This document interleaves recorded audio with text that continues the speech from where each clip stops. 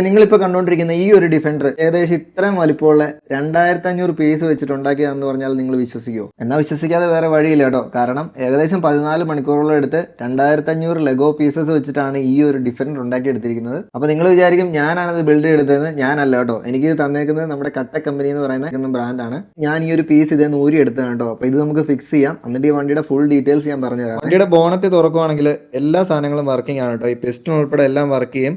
അതുപോലെ തന്നെ ഒരു വർക്കിംഗ് വിഞ്ചും കൊടുത്തിട്ടുണ്ട്.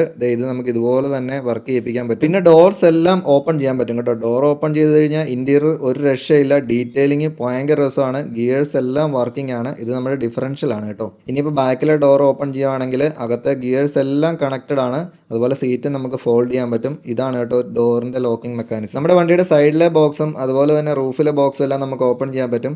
സ്റ്റിയറിംഗ് കൺട്രോൾ ചെയ്യാൻ മുകളിൽ ഒരു ഗിയർ എക്സ്ട്രാ കൊടുത്തിട്ടുണ്ട്. ശരിക്കും വണ്ടിയുടെ അടിയിൽ നിന്ന് നോക്കി കഴിഞ്ഞാൽ നമ്മൾ വണ്ടർ അടിക്കും കേട്ടോ. കാരണം എല്ലാ ഗിയേഴ്സും എല്ലാം വർക്കിംഗ് ആണ്.